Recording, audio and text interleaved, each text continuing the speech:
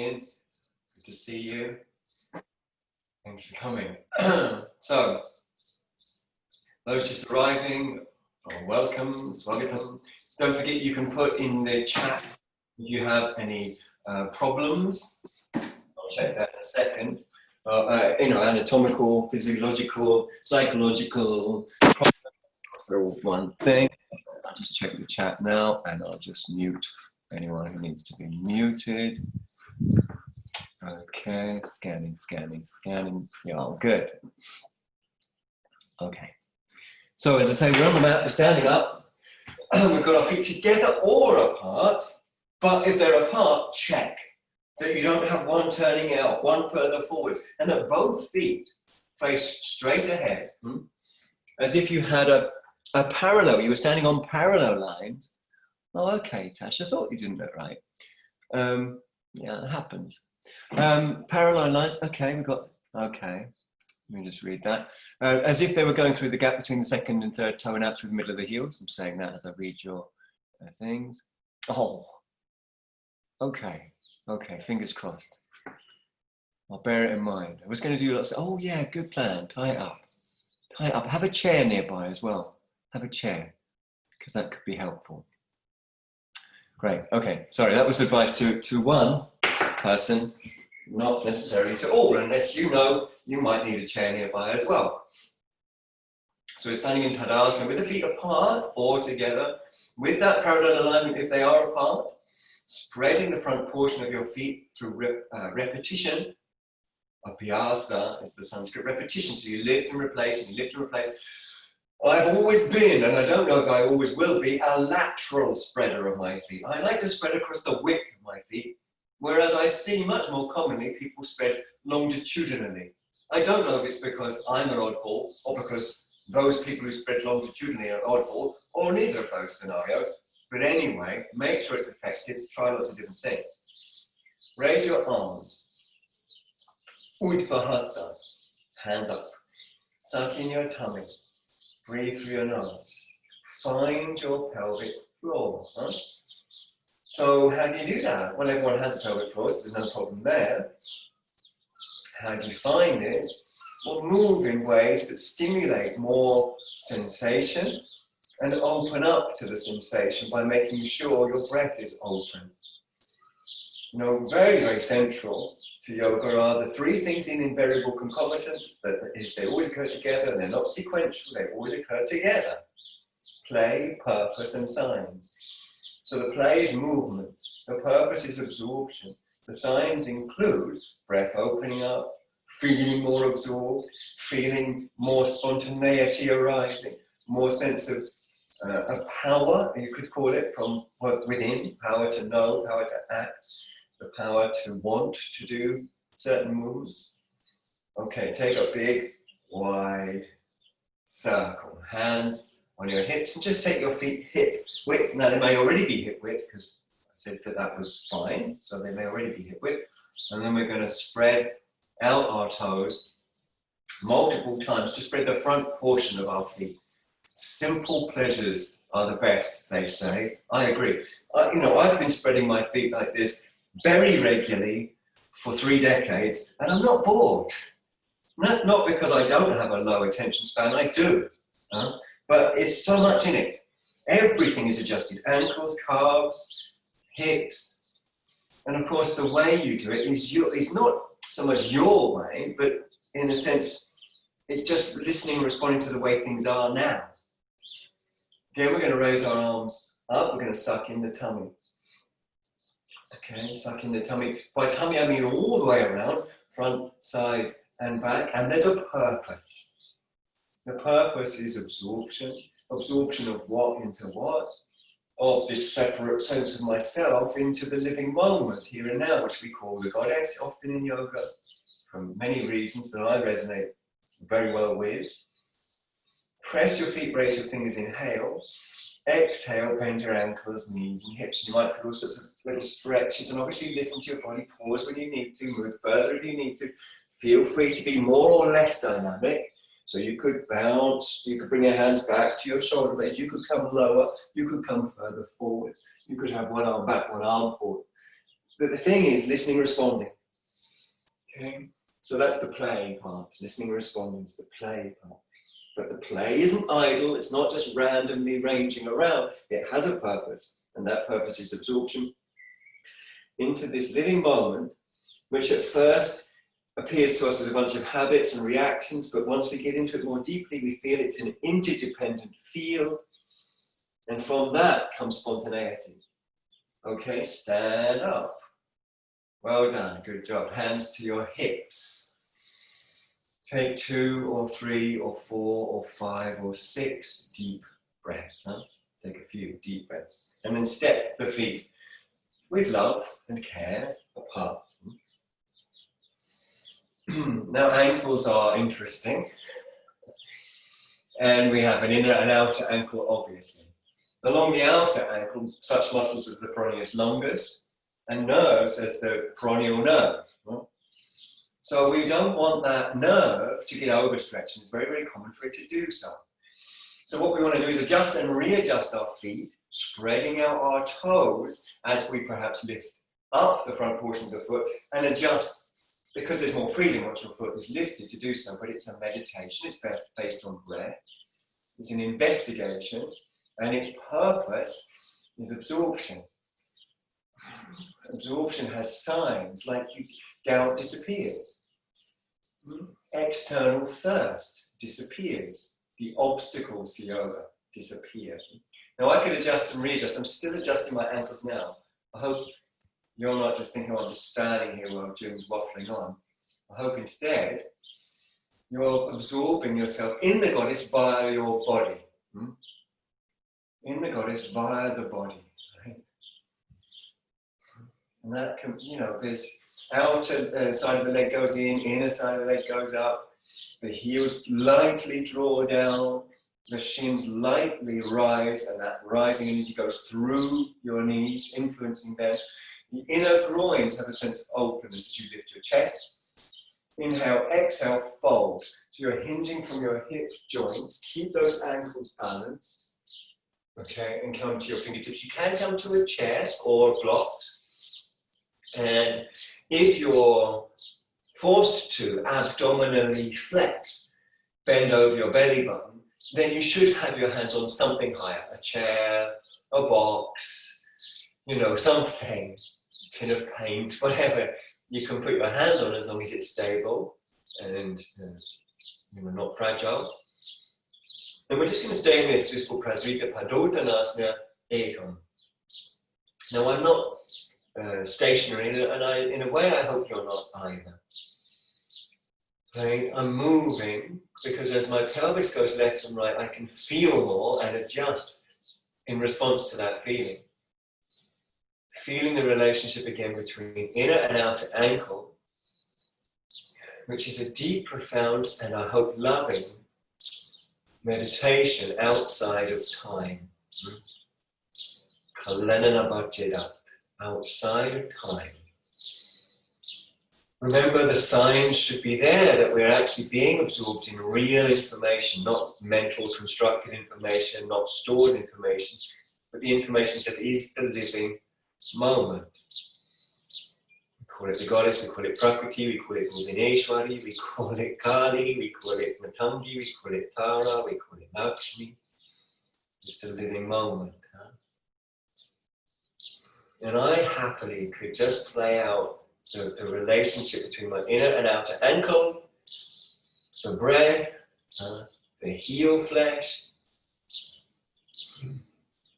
and so many other aspects for the whole class. I really could. This could be my class happily. We're going to come up, however, leading calmly with the chest, and calmly walk your feet. Well done, Catherine. Walk your feet back towards each other. You might give your legs a little kick out.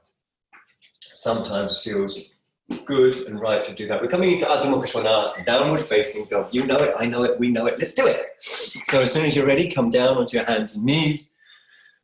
Come in for a quick check. Great, well done. Toes tucked under. Well done, Catherine. Good, hands both forwards on the shoulders. Just come up into it. You know the score. Just go for it. Come on. Up you go. Straight into down face dog. You can do it.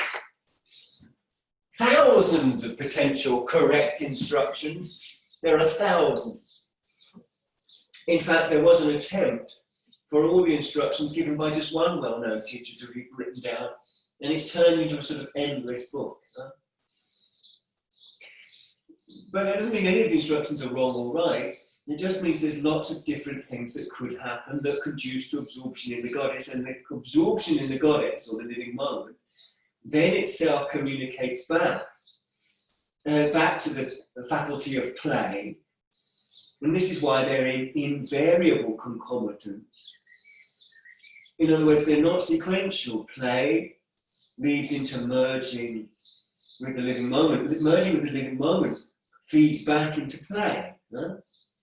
So it becomes an ever deepening experience, going through the layer of our experience that is reactions and opinions and nervous system based, and going deeper into this. So nameless, you can't really name it, really, you can't really talk about it, really, because it takes speech away, because speech is little bubbles of, little spaces, little boundaries that reality is not bounded up. Okay, well done everyone, come down to Vajra, so regular kneeling position, one hand atop the other. Some of you know from previous classes that if your knees are problematic for you, right now even, you take perhaps a towel, perhaps a yoga block, but one of the softer foam types, if you have those, between the heels and buttocks. There are other things you can also do if you have knee problems. You can use what I call affectionately knee nuts. Okay. Now these are walnuts, but you can use smaller nuts to go into the back of your knees, and that's all. They just go into the back of your knees. Okay, I'm demonstrating that now. So if you had knee problems, you'd have something between the heels and buttocks, you might have something in the back of your knees, like knee nuts. Or if you don't have nuts, neatly folded little bits of tissue paper, no? Same size. Interlace your fingers, stretch your arms diagonally away. Breathe through your nose, if you can. Imagine your sinus membranes softening. Now the sinus membranes, I think it's pretty obvious that there's a high blood supply to the sinus membranes. And they respond to excitement in the nervous system tangibly by slightly engorging. And this is why we know sometimes we feel can't breathe so easily through the nose. And even some people, they feel it sort of tickles their nose, sort of stimulated. So you can imagine your sinus membrane softening, and you'll feel a whole range of other softnesses coming. Feels like the frontal lobe softens. Feels like the optic nerves soften. Feels like the temporal lobes. These are all parts of the brain, of course, soften at the sides. Now raise up your arms, but don't lose your focus. Now, I'm moving side to side on my shins, incidentally, and I'm not prescribing that for you, but I'm saying it's available to you as one of the multifarious things you could be doing that would be serving not one's own habit patterns. So we might be habituated to go along. So we might, I go along because Jim says do it, I don't want to, that's a habit pattern. Or we might be habituated to always not go along. I never do what people tell me. That's also a habit pattern. We're not serving habit patterns. We're serving this absorption principle. Absorption, so deep the absorption comes that it takes you. Once you start giving to it, it starts taking you, you get drawn into it. Like if you go dancing. First it feels a bit awkward, and then after a while it sort of takes you, before you know it, and it feels great, and you've had a great night, because you've been absorbed. Okay, take a big wide circle. Super. Bring your hands to your heart. Take some deep breaths. Soften or imagine the softening of the temporal lobes and the temporalis muscle area. I hope you're enjoying my blackbird. It's not my blackbird, but the blackbird.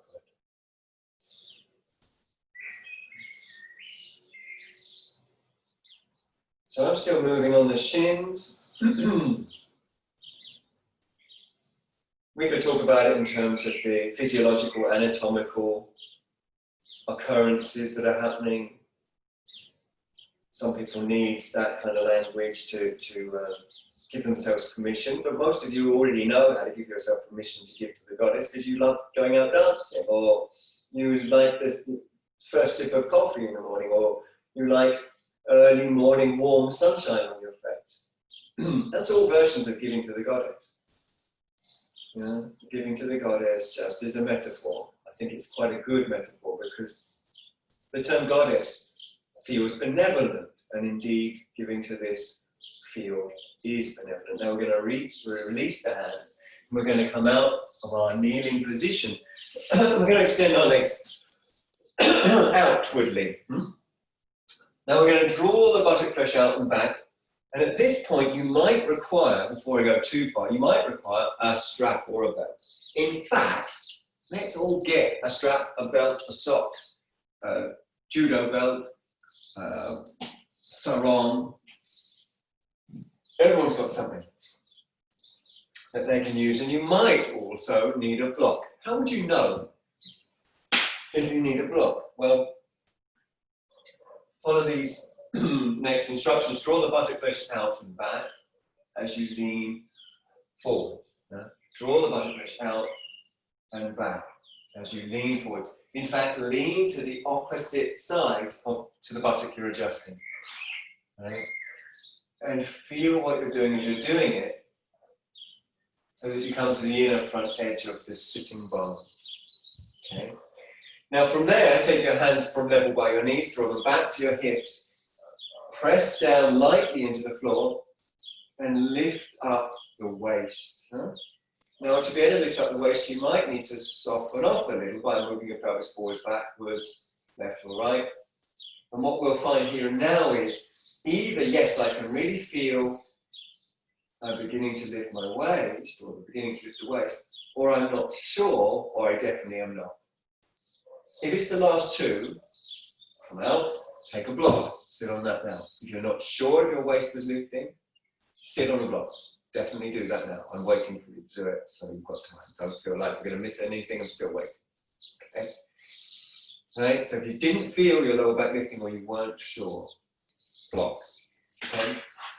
Or a neatly folded blanket or towel. Either way, if you've now come to a block, adjust the buttocks again. Either way, we're all going to take a strap or a belt, and it's going to go around the feet. This pose features in many Hatha Yoga texts, unlike most other poses. Once you've got the strap around your feet, you might feel an urge to adjust the buttock flesh to bring yourself to the inner front edge of the sitting bones again. Now, yoga has nothing to do, this yoga success rather, has nothing to do with how flexible you are or not. It does nothing to do with it. So we're all starting sitting up, using the strap, pulling on the strap, and then using the pull on the strap to help us draw our bellies in and up, our shoulder blades into the back ribs, and we're looking for a lightness in the lumbar again. And I hope anyone who didn't feel that lightness is definitely sitting on a block. Don't attempt to do this pose without a block if you don't feel lightness in the lumbar. So the first thing is getting your spine straight and upright. And then there may be movement side to side. We're definitely checking in with our breath, because that's one of the main signs that we have that we are merging with the real information. And one or two people find, perhaps after moving side to side, that their pelvis begins to release forwards, the hamstrings release the pelvis, and therefore they extend a little further forwards. The problem with language is we hear words like further and we equate them with words like better, but it's not the case. Further isn't better. Huh? Further is just further. So if you're still sitting up, but you're looking for lightness and lift, Moving side to side, you can feel little openings, and you're beginning to become absorbed through that process. That's as good as yoga as anyone else. We're not holding ourselves back, however, if the pelvis does release. But you must check in with your breath to make sure that you're not causing a disconnect instead of what we want, which is absorption. For some people, perhaps just their legs are short and arms are long, it makes more sense after a while to hold the big toes or the feet generally. Paschimottanasana, also known as Ugrasana, also known as Brahmacharyasana. Take it slow. Be the tortoise, not the hare.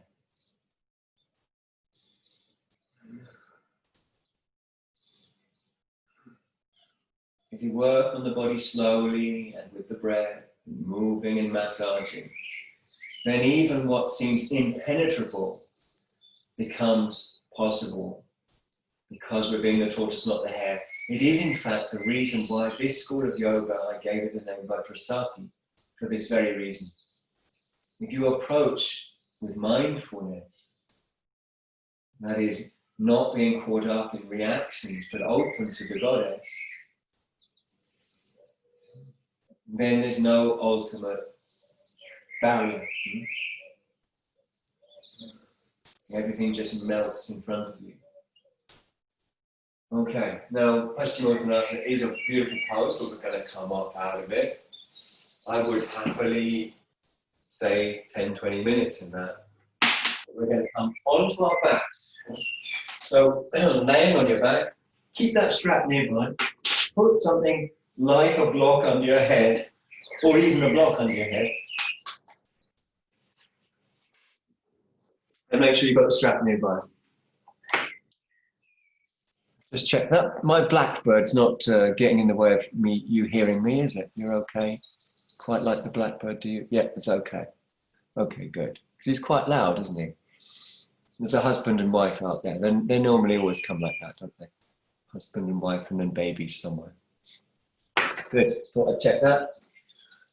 Now, take that strap, raise one of your legs up, and bring the strap around the ball of the foot. Right? Now, if you're a regular to Vajrasati yoga, you might immediately be challenged by me saying bring it around the ball of the foot, because we most often bring it at the front of the heel, where the heel intersects with the foot arch. Right, so we bring it around the ball of the foot this time. Now what bringing it around the ball of the foot does is bring a sort of lighter sensitivity. Bringing it around the heel is something much more definite. You feel a much more direct sensation in the hip. But around the ball of the foot, there's a lot more play. It's a lot less definite. And you feel less of a direct impact in the hip. It's not that there isn't one, just less direct. Your breathing should be through your nose, and I'd love it if you were still focused on the potential to release even the subtlest amount of tension in the sinus membranes. They act as a sort of representative of the whole nervous system, the sinus membranes.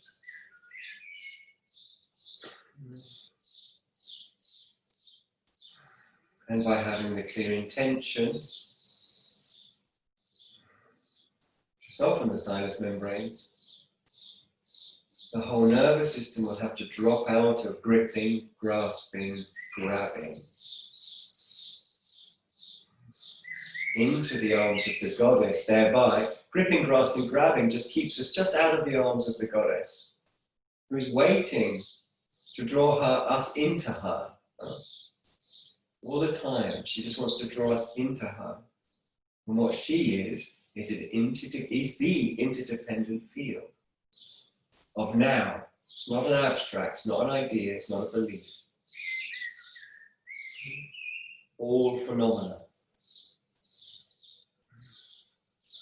part of this interdependent field. You can be sure that you're not getting into the abstract idea of it and into the reality of it if the signs occur. Breath deepens. One is drawn into a sort of richness that negates the need to question, because all questions are immediately and spontaneously answered in the field. All questions are spontaneously and immediately answered.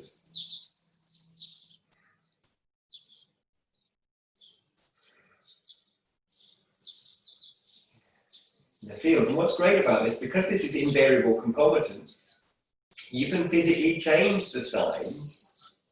You can make the breath come out of a shallow breath into a deeper breath, and it puts you into the real information that way around.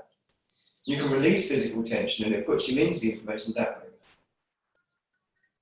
around. Okay, great. Bring that leg down. What a journey. Once the legs are both down, take a deep breath. Take a few.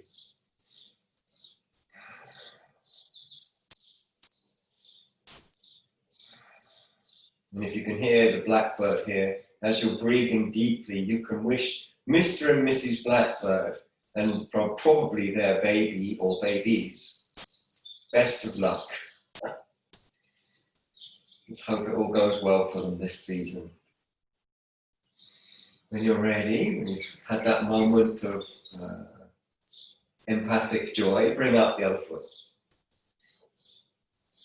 Similarly, around the ball of the foot. Now, when you place the belt around the ball of the foot, avoid crushing your toes. Avoid crushing your toes. So spread your foot wide and position the belt very slightly diagonally to avoid pulling the little toe towards the others. And adjust and readjust until it feels right. Normally it's a very slight diagonal angle from big toe down, as it were, to little toe. You're walking out the strap as far as you can. You may find yourself moving your foot against the strap or moving the ankle in various ways or moving the hip.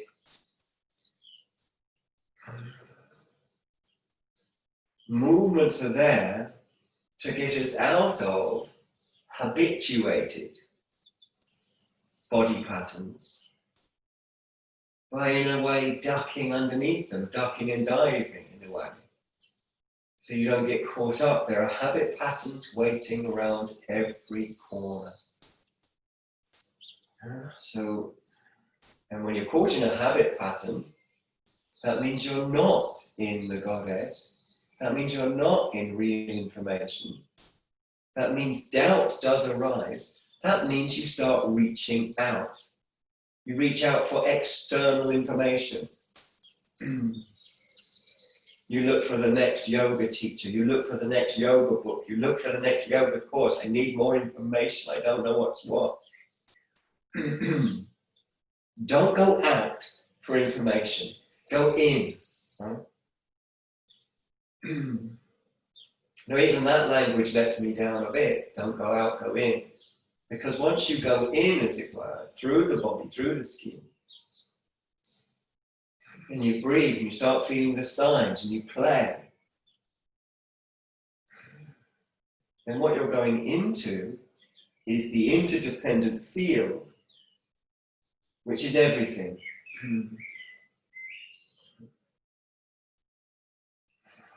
Like the Earth's crust has a multitude of forms, from valleys to mountains, from forests to deserts. When you go deep, the mantle underneath it is one. It's one mantle. I hope I'm using the right geological term.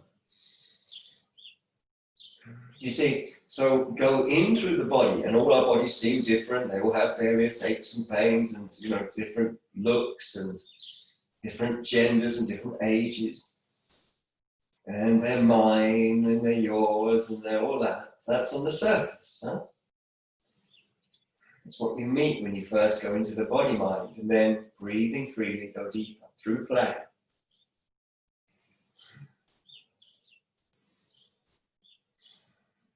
And you get to this interdependent dancing field, which is the substrate of all phenomena.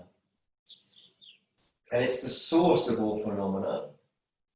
So we often use the word yoni, which means source, the source of all phenomena. It also means vagina, but I don't want to say vagina on Zoom because, you know, I want to, so I won't. So I'll say source instead. Okay. Now release your leg and place that down. So it actually means vagina, womb, or source, yoni. Now we're going to release our head from the block, or release the block from our head, and put our hands underneath the head, interlaced fingers. So coming into, there's a book, isn't there, called Yoni Shakti. I haven't read it. I hear various reports about it. I have nothing to say about it. We've got it on our bookshelf. I'm not drawn to reading it yet, or perhaps ever, who knows. Anyway, I like the title, and I think other people like the title too, which is why it's sold quite well. Because it means the power of the source. It should do. I don't know if she means that by it, but that's what the Sanskrit means. In other words, when you breathe, your hands under your head, and you relax into a sense of trust here and now.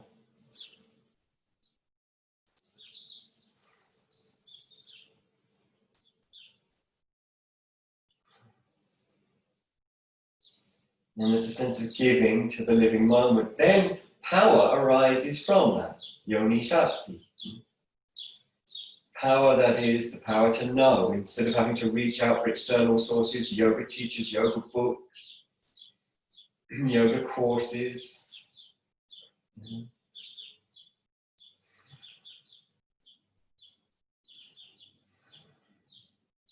There is this power to know. We call it Jnana Shakti. Arises spontaneously.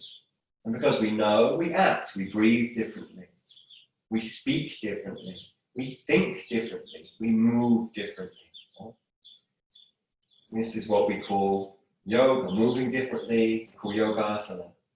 Speaking differently, we call mantra. Breathing differently, we call pranayama. Lift up your feet, lift up your head. Those are the abdominal muscles and the hip flexors. In the deep belly, feel into the deep belly.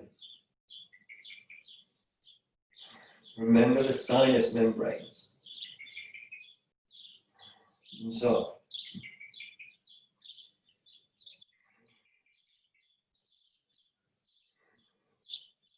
go deeper into the experience by breathing into it, by opening up to it.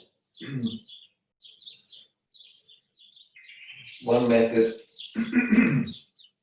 often encouraged by Buddhists in the Mahayana tradition, is to encourage a sense of emptying out into the way things are. Instead of projecting my ideas and thoughts about the way things are, I empty out into it. So theoretically, because this is a living moment, so that subtle changes are happening, and one doesn't tire, one doesn't become fatigued. Because there are subtle adjustments happening all the time. Now extend one leg out to about 45 degrees relative to the floor. Your abdominals will have to work harder, the hip flexors will work harder to maintain that position. Keep your lower back close to the floor. Then retract that leg and extend the other. Lower back again, close to the floor. That's an important thing to be absorbed in. And then retract it, okay? Head down, keep your legs up. Elbows down, take a deep breath. Let it be like a sigh, the exhale. Let another one come when it's ready with another sigh-like exhale. Lift up your head again. The abdominals are engaged again. Open the angle at the back of the knees to about a right angle, not more. Open the angle at the back of your knees. As if the soles of your feet were on a wall that were 90 degrees to the floor, not like the walls of the Leaning Tower of Pisa, but a regular sort of wall. If the screen is to the side of you, take the elbow furthest from the screen and bring it towards the screen as you bring the opposite knee in as well. Otherwise, just pick either one. So the elbow towards the knee towards the elbow. Okay, so we're extra loading one side of the hip flexors and the abdomen. Back, and do the same the other way. Breathe deep. Obviously, if your neck needs adjustment, let it be adjusted. Let it be a meditation into the goddess. This is full of subtle change. One more time, both sides. If you're tired, please don't rest. Breathe deep, jaw soft. Last time, last side.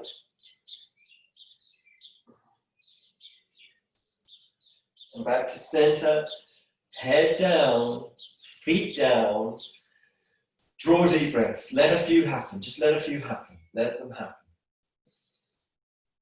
As if you were giving entirely. So giving is giving to the goddess, because that's the field of now. We hear all this, don't we? The Eckhart Tolle, The Power of Now. That's the first book he wrote. So the Shakti, the power of now. Atha. Atha Shakti, the power of now. So what do Eckhart Tolle, of course, came from a Buddhist background, as far as I know, as far as I remember. I think he may have even been a monk for a short period of time, if I remember correctly. But either way, so in the Buddhist tradition, this satipatthana, this mindfulness, and it's exactly the same as the goddess tradition. Giving to the goddess is the same as giving to the power of now. Release your hands from behind your head. Put your strap to one side of its knee and then roll over. Extend your bottom arm out underneath you and rest your head. If you have problems with your neck and you feel it's going to help, you could put a blanket or a towel like this, like I've done here. Or even if you just like comfort and opulence, you might think, oh yeah, there's nothing wrong with my neck, but I'm bloody doing that. I'm having some of that. Because actually it's quite nice. So if you think, oh, I wish I'd gone for that, you still can. It's not holding you back. Like, anyway, either way. Take the other hand, extend your bottom ribs. Extend your bottom ribs and extend your armpit. Extend your bottom ribs and extend your armpit. And then, once you're laying on your side, you can begin to roll. Rolling on the iliotibial band. Now, if you go away with this from this class with just one thing, I'd like it to be that you remember the invariable concomitants. It's an overly long phrase, but there it is. Invariable concomitants of play, purpose, and signs. They're not sequential, they feed into each other, but they always occur, concomitant, occurring together, invariably. So as you're rolling, look for the signs, such as the breath opening up. When you're not sure about something, what happens to your breath? It closes down, doesn't it? It becomes shallow. I'm not sure, like a job interview. Anytime when you feel polarized into being a person, you're not in the field. Because a person is a construct, not a reality. We make a person out of thoughts, feelings, emotions, physical sensations. Those are part, not of an individual, but of the field. Emotions don't exist in a vacuum. Physical sensations don't exist in a vacuum. So as you play back and forth, Look for the signs. Breath opening up. A sense of everything you need being here. We call it santosha. Everything you need being here. We call it santosha in yoga. It's like a profound, deep satisfaction. Like, you know, when it's sunny and you need the vitamin D and you kind of soak it up. It feels good. Okay, great. Okay, we're coming up and we're coming all the way up. Push, push, push. Come up. Simple, isn't it? Down you go again, the other side. Don't forget you can use a blanket or a towel for your head. Extend again your bottom ribs. These simple, simple things to do. If you want to see pictures of what I would call traditional yoga, purposed correctly, buy yourself a present. Tibetan Yoga, the book's called, by Ian Baker. Tibetan Yoga by Ian Baker. And there's some wonderful pictures of what yoga originally looked like in there.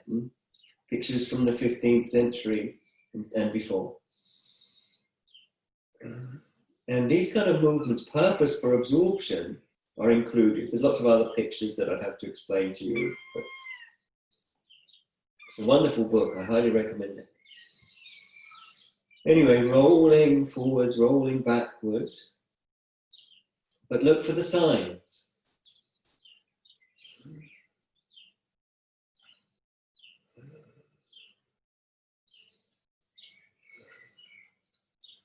The breath opening up. A sense of everything you need being here. Profound satisfaction, like you're soaking up what you need.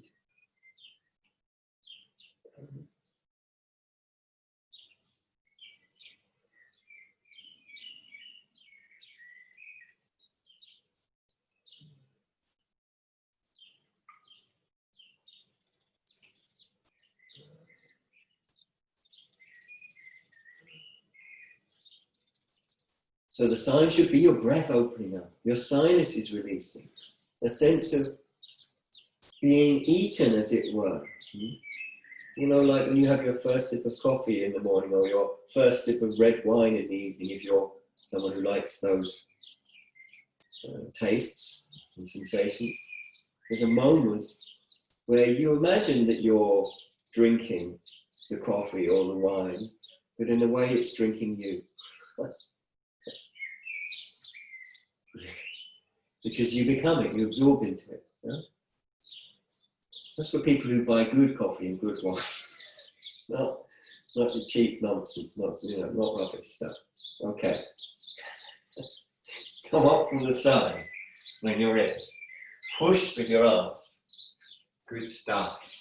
Bharadvajasana. Now, in Bharadvajasana, some of you will definitely need 2 blocks if you have them, or 3 cookery books. Cookery books seem to be often of a similar size. I don't know why. So they're quite a good size. 3 cookery books would be great. Whatever books you're using, make sure they're stable. Now, if you're on 2 blocks, you're definitely going to need a book or a block behind you. Now, you might not need 2 blocks, but you might do. But I want everyone to be on at least 1 or cookery book. By the way, if you're using books, let me just, the very simple thing to say is that obviously there's a side with a binding and a side without a binding. You have the side with the binding forwards. Otherwise this side digs in and the little corners dig in. It's no fun. Okay, once you're sitting on a block, and you might, if you're on 2 blocks, you have to have a book or a block behind you. You'll need 2 blocks if your knees are tight, or that you need more space for your thighs, or you can't sit up. Legs out in front of you, and then we're going to swing our legs over to the left side of our pelvis. Okay? Now, we're placing one foot, so the sole of the foot points to the side, the bottom foot points to the side, and then somewhere on the lower shin of the other leg, right, near the ankle joint, you cross over. So that the top leg foot Pressures on the bottom leg. And this is where you might think, oh, my knee's a bit tight, sit on something higher, if that's the case. Then lift and shift your bum. Lift and shift. You can feel there are so many fibers that you can lift and shift. You imagine, it's useful to imagine your whole body as a sort of tensegrity. That the skeletal structure is held together, positively or otherwise, by so many elasticated fibers. It's a story that points quite well to the reality. And what happens is sometimes one feels that some of the fibers aren't going along for the ride, they're resisting. And that's where you lift and shift and rearrange them. So if you feel there's a little pull on your knee or something, it may be that there's a fiber that needs to let go so the knee can be positioned better, for example. Or if you can't sit up straight, you might feel, okay, a couple of fibers there that need to be brought into this alignment. Now, take your left hand like this. Feel the line along the edge of your hand here. Got it? Feel the line on your thigh that runs from your inner groin to your outer hip bone. And then take your hand on that line and press and release towards the outside. Press and release. So you can feel the tenderness of the bone, the outside of the bone, and the tissue around it. And you want to press and release several times until you feel that you've got a sort of an agreement, a sort of deeper release of the bone that the tissue around it is aware of and is beginning to get on board with. It's beginning to agree with. So I'm lifting and pressing. I'm asking the body, listen to this, I'm saying to the body. Listen to this. And then the beginning of merging with the goddess. We could just talk about it in mundane. I've spent a long time talking about yoga. I can talk about it in mundane, physical terminology, but it's still the same thing. I just reckon that you're, poetic enough to get this. Okay, now, once you've got that feeling, and it shows up in the signs like the breath, then lift and turn away from your feet and bring one hand cupped on the floor or book or blocks behind you, keeping the other one on your thigh. Check in with your breath. It should be deep, it should be natural, it should be spontaneous. Imagine the top of the thigh bone beneath your hand getting heavier, being released. Feel that that release is connected to a release in your breath.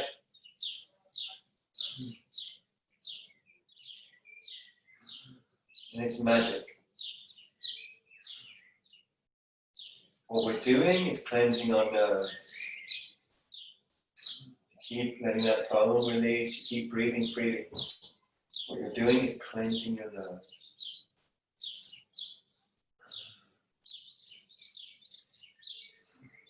Now, in one or two cases, it feels quite nice to take your back hand all the way around and hold your wrist.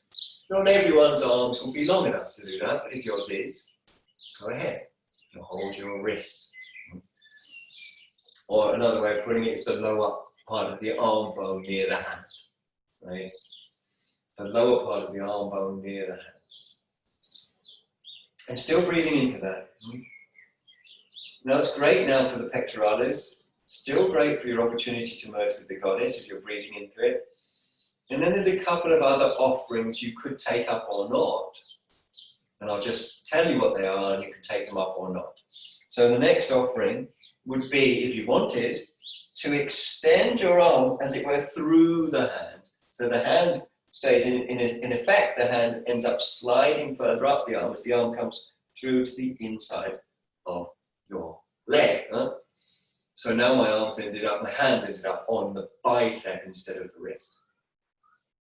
And then the final two offerings is to go to the outside of the leg instead of the inside of the near leg, the outside of the far leg, with either palm in or palm out.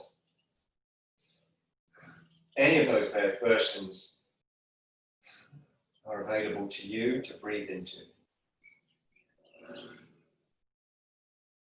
Available to you to breathe into. Arm length makes a difference to these things. Okay, return to center. Stretch out your legs, and it's time for a much overdue energy bath before we do the other side. So an energy bath is absolutely part of traditional yoga, very much so. Make sure it's thorough. Make sure you do your face, your neck, your shoulders, your chest, your tummy, your back, your armpits, everywhere. Because we want this all over jnana energy, vayu. We want jnana, vayu, everywhere, energy. And of course, everyone takes energy baths, even the sort of most conventional, socially conventional person does it, even if they wouldn't necessarily call it an energy bath. Once you've had your energy bath, bring your legs over to the other side. The thing about energy baths is you should do them fairly often, and they should be everywhere. Highly recommend you try them out more regularly. So, same thing as before. You should feel that the lower shin of your upper leg, probably should be the right leg if we follow the instructions, but it doesn't matter if it's not, goes into the arch of the other foot. And then this lift and shift. So the lift and shift comes under the category of play. The reason we're doing it tells us how to do it. That comes under the category of purpose. And play and purpose are effective if they show the signs. You get absorbed. You start not needing external sources for your information. Because yoga is an expression from the core center. It's not information from a book or from a teacher or from a yoga course. It's not what yoga is. That's, in fact, explicitly, we're told in the Yoga Sutra that that's not what yoga is. Okay, place your hand as before, pressing and releasing. We're explicitly told that, by the way, as Patanjali tells us, that smriti, memory, stored up stuff, is one of the vrittis. Vrittis meaning oscillations in the heart-mind. And he defines yoga as yogaschitta vritti nirodha, the cessation of vrittis controlling your life. Oscillations in the mind, just grabbing you and slinging you all over the shop. So breathe into it, play, look for the signs.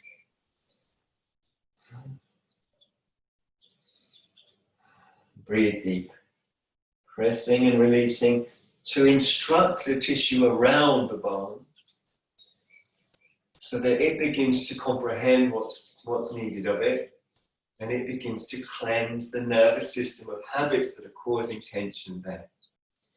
Keep breathing, keep pressing. When you got that feeling, that rich feeling, I've heard people call it the sweet spot. It's not a phrase I use, but I quite like it when I hear other people use it.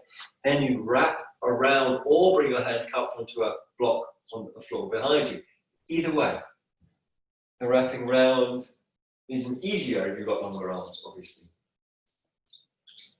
Breathing through your nose, jaw soft, eyes soft, brain soft.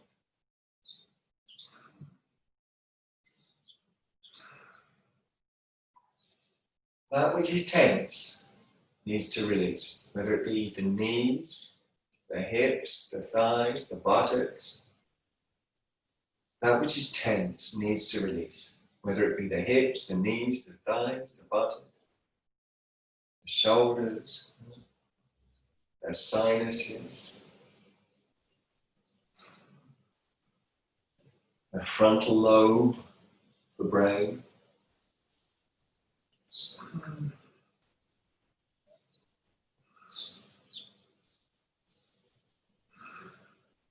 Temporal lobes of the brain.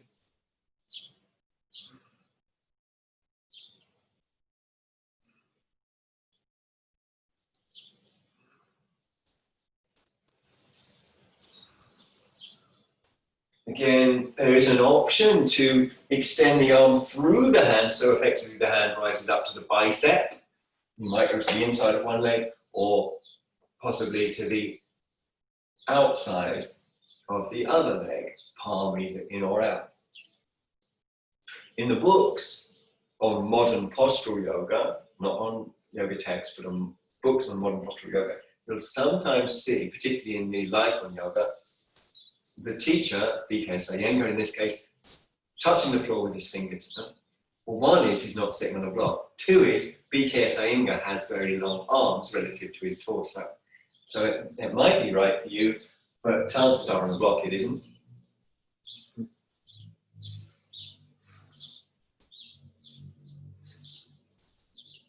Okay, release and return to center. I hope you hear, whenever I say return to center from now on, hear Elvis Presley singing return to sender instead. There's that jukebox again. Okay. So, energy bath, go. Let's go. Come on, let's go. You know, and it just needs to be effective. You know, whether it's fast or slow, it just needs to be effective, and it needs to be everywhere. You don't want to miss any part of the body. You don't want to think, oh, that part, not that part of the body, that doesn't get any energy. Why not? Every part, each and every part. Energy baths can include patting as well as rubbing. That's also advantageous. These feel great, and these are absolutely part of traditional yoga. Much less taught now, but still alive in other parts of the Orient where yoga travelled and stayed alive. It didn't get contaminated in the way that it did to some extent in India. So practices like Tai Chi still retain some of these original practices. Now, when you're ready, we're going to bend our legs and hold our big toes. Another wonderful practice, Ubhaya Padangusthasana. Ubhaya means both.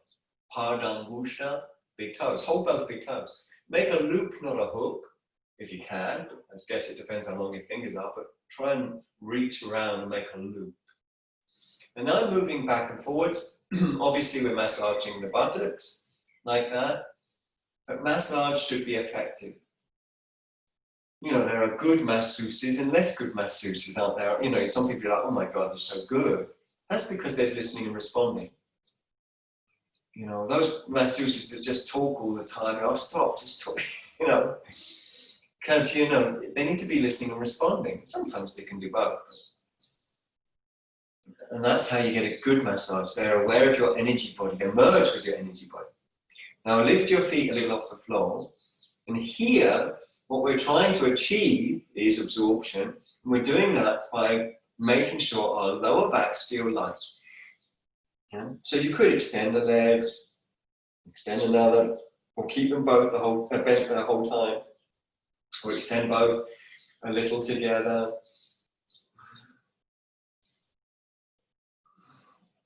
But we want lightness in the lower back. And that should be mirrored by a lightness in your breath. Mirrored by a lightness in your breath. Because it is one field. There are different aspects that we mentally separate, but are not in reality separate. Breath, brain, body, universe. We mentally separate them. But what affects your breath will affect your body. What affects your mind will affect your breath.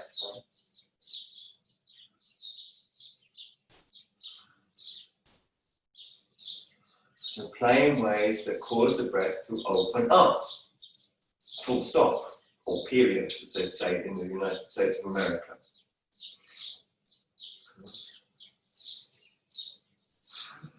So you don't have to check in with me, you don't have to check in with your yoga book, you have to check in with your breath.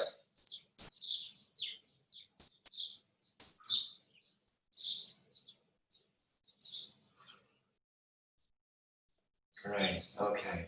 Again, like all yoga poses, I could stay ages. Yoga belts were, of course, originally invented in India so that you could sustain a pose for a long time, because the pose would represent a state of mind as well as a state of body as well as a state of breath. So you would pose an attitude. Huh? Yeah. A bit like voguing, but less shallow. your pose and attitude. Okay, well done. Come down nice and easy. That's what original yoga belts are for. I'll show you an original yoga belt soon. I've just ordered one online. Now, squat. Yes, I said squat. So, for some people, squatting, for various reasons, can just be bony limitation. You're going to need some support under your heels. I don't want anyone to have their heels without contact. They should be contacting either a couple of books, same size, obviously, or a neatly folded, firm blanket, not a fleece blanket, or a strip of wood, or whatever, something under the heel. Now, squatting's great. You can do it in various different ways. You can either, I'll suggest two ways today. One is squatting with your knees into your armpits, like I'm doing here. It very much forms a mudra, a seal. Mudra means seal.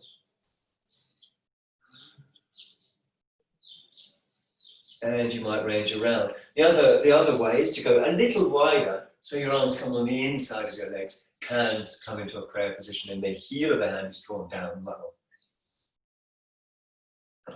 A more dynamic feeling from this latter version.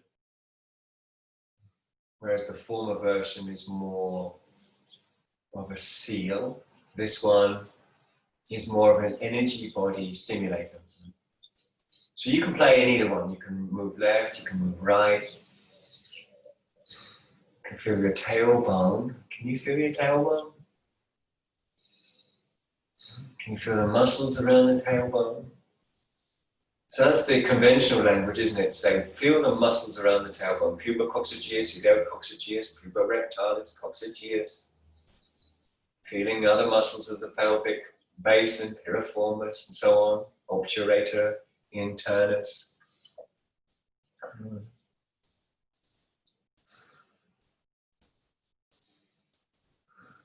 But actually what we're feeling goes, you know, the fact is we can't just feel muscle. Because there's no such thing as just muscle. There's myofascia, muscle and fascia, but then there's nerves within the fascia and within the muscle. And then there's blood vessels, and then there's lymph vessels. And various other aspects of the living moment. There's heat, there's fluid, there's space.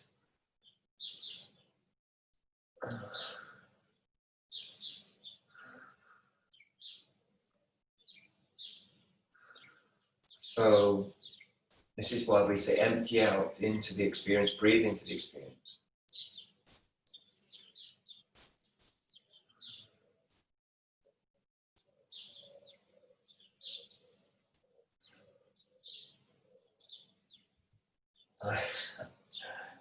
I like to spend a long time spontaneously. You know, it's not institutionally long time, it's just spontaneous in these sort of poses.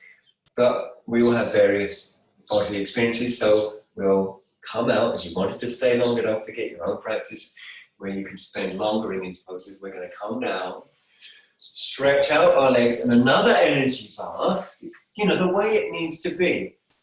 The way it needs to be. And sometimes we're not sure until we start. Okay? But bear in mind that the term hatha, which is a system that started, we know, within a Buddhist milieu. Hatha yoga started in the Buddhist milieu, influenced as Buddhism was by Shaivism in its tantric milieu. It means force. Hatha means forceful. In other words, implying lots of energy, moving around, lots of energy. Now we're going to come into Upavishta Konasana, in particular, Parshva Upavishta Konasana.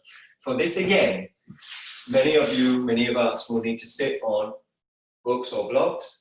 They will be turned ski width. Ski width means that the corner of the book or block will face forwards. Not everyone finds books and blocks useful, but most people do. Right? Most people do. If we were doing regular Upavishta Konasana, then those people that could fold forwards would definitely find a block didn't help. But most of us can't fold very far forwards, and so the block's useful. But we're not doing that anyway. We're doing Parsva Upavishta Konasana, which means the blocks are more useful for more people still. Anyway, it's fine not to use a block as well if you can sit up really easily, and light and tall, and that's okay. Drawing the body flesh out the back is useful. I sometimes adjust my thigh flesh too. Obviously, we want symmetrical alignment. We don't want one leg further out than the other from the pubic symphysis, same distance. Huh?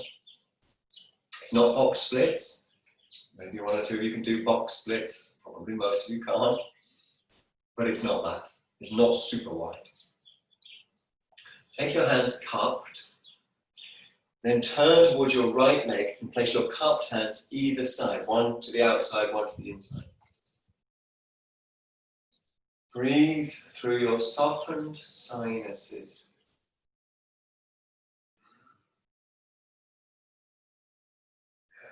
And look for the signs, a sense of release, a sense of relief.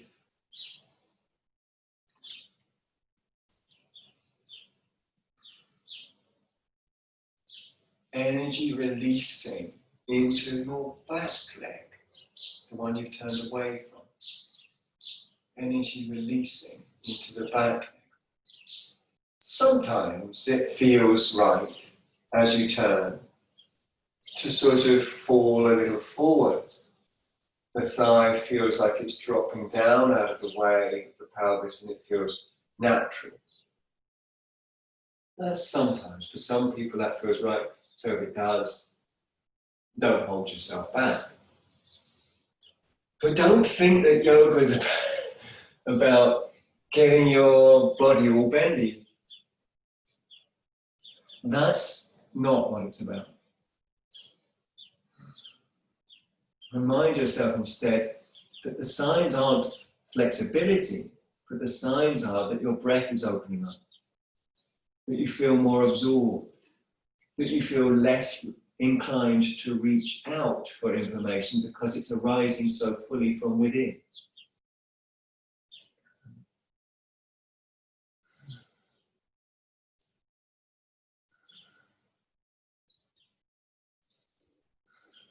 This is why I say breath is everything. Okay, coming back up. And then turn to the other leg. So I say coming back up, we might not have gone very far forwards. Far, don't hear far or further as better. That blackbird we heard earlier wasn't very far away from me. But Donald Trump is. I have looked. Do you see what I'm saying? Things that are further aren't necessarily better. Sorry, Donald, don't mean to be mean, but please don't be president anymore. Turn towards the other leg and breathe into your back leg. Imagine a boat with a wake streaming out behind it. Any extension forwards is equaled by a release backwards. Any extension forwards energetically is equaled by a release backwards. Breathe into it. One or two might feel it's sort of naturally part of the way you're breathing to extend forwards, but it shouldn't, any extension forwards shouldn't mean that you collapse over your belly button. There shouldn't be a rounding of the back.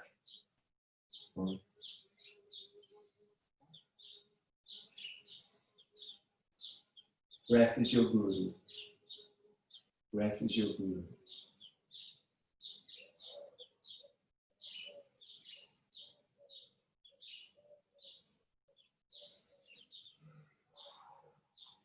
Ascending calmly.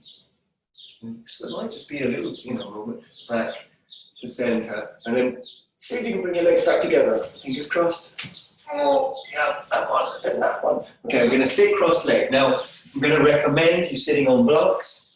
And I'm going to recommend you take a towel or a blanket. I've got 2 blocks. I'm just using the yoga blocks because they're easy and convenient. If you've got yoga blocks, use those. Otherwise, use books. Remember that the binding should face forwards the same way as your chest. Don't have where it opens up facing forward if you're using books. Draw the bottom push out the back. You're on 2 blocks or 2 or 3 cookery books, and then the blanket under your shins, palms facing up, chest really lifted. That's why we're sitting on blocks. It makes the knees go lower. It makes the psoas get a better stretch. That affects your diaphragm. It affects the nervous system. It affects the breath positively. So breathing through your nose.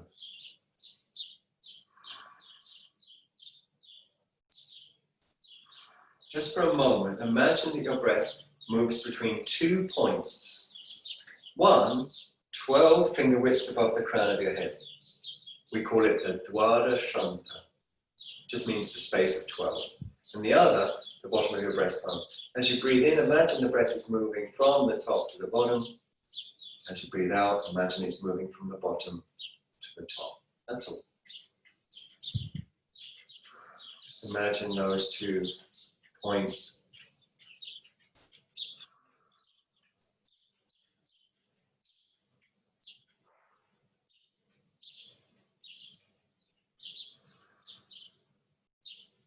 And as you breathe in,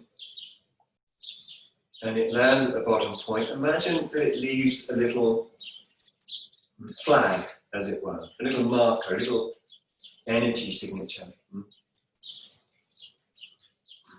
So that as you breathe in, it leaves that little flag, that little energy signature, even as you're breathing out, back to the top point. And then as you get to the top point, imagine it leaving a little flag there, as you breathe back in.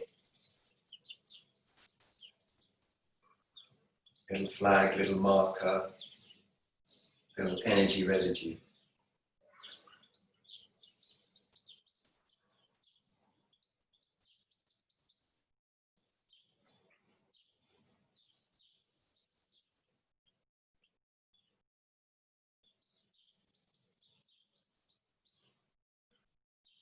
Keep that going. And in a moment, what we're going to do is add to the exhalation a mantra, Hrim, H-R-I-M, and the M has a dot underneath it, so it's just a nasal sound. It could be a labial nasal like M, but in this case, it's a pure nasal, like in the French word for good, bon. So we're going to chant that Hrim. When we next naturally come to that point at the bottom of the breastbone, and then we're going to send it up to the top point. So when you're ready, take a deep breath into the bottom of the breastbone.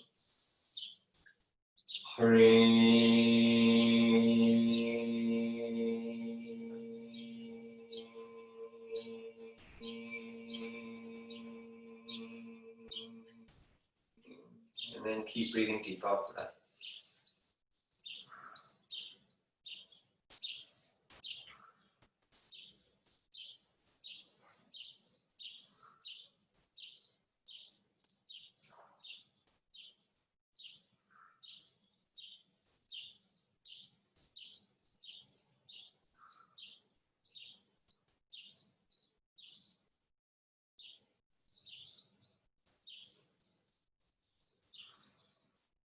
Give your fingers a little wiggle, let your eyes begin to open. We're going to have a shortish but effective Shavasana. Shortish because we're officially over time by 1 minute, if my kitchen clock is right anyway. And I'm more than happy to go over time, but I'm really aware that occasionally I've done that and somebody has to leave. So that's not, that's not so good. So we're going to get comfy, make sure you're warm, palms will face up, shoulder blades will be tucked under.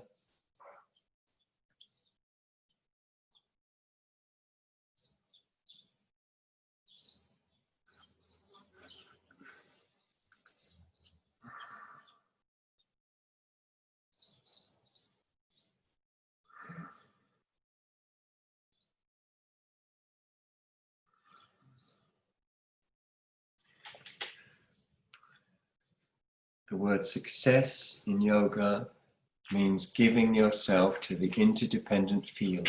That's success. The word in Sanskrit is siddhi. So I'll read, as I've done so many times now, from the Dattatreya Yoga Shastra, a brief passage that uses the word success, and now you know in what reference the delivering of oneself fully to the goddess, the interdependent field.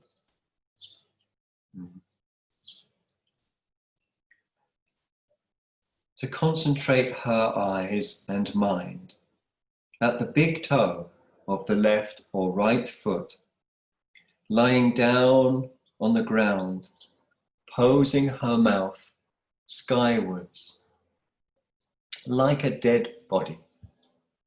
This is a good sanketa, a good practice. If a yogini practices it at a lonely place, keeping her body in a loose position, she must gain success. She must gain success.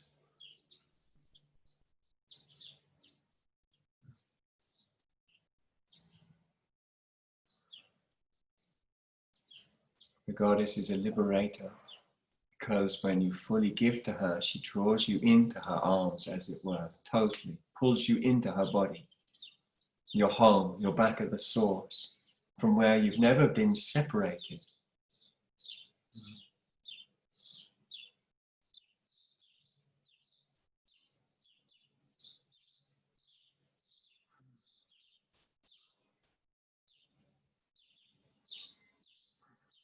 At that point, clinging is negated, and that is how she liberates. Because when you no longer cling to particularities within the one field as mine, pushing others away as not mine, then what is truly one's own is revealed. Tada drashtu svarupe avastanam.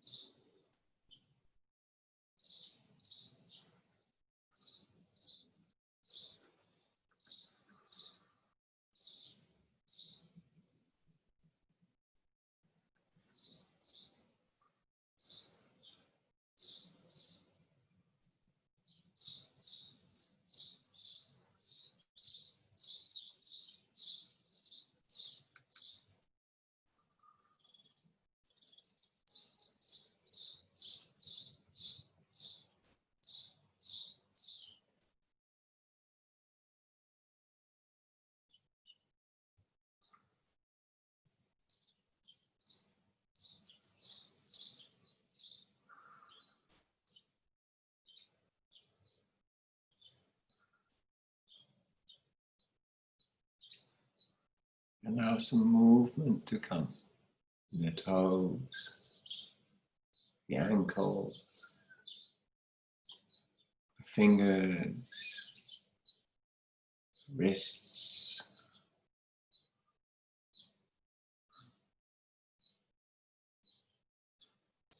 And when ready, bend your legs. A lovely opportunity to experience that incredibly liberating giving. Tucking under the buttocks, taking a deep breath, and giving, even just for one breath, entirely the lower back. Ajhan Chah says, if you let go a little, you get a little peace. If you let go a lot, you get a lot of peace. And then I'll let you fill in the last part, as he says, if you let go completely,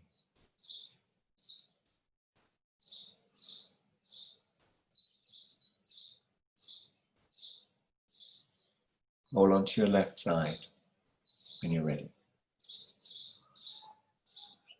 Knees drawn up.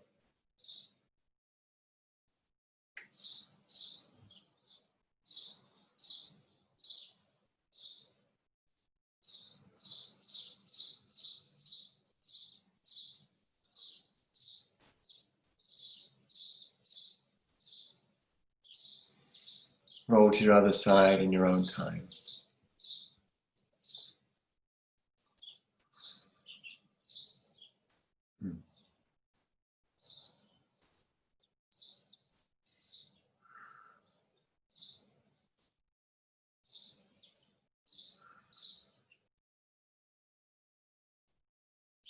Letting yourself come round, you might stretch out an arm or a leg, rub your eyes.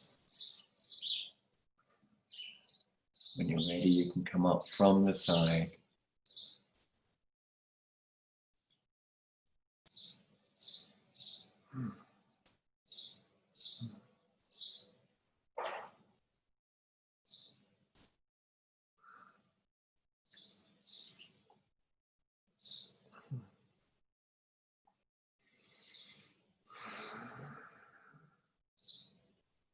Om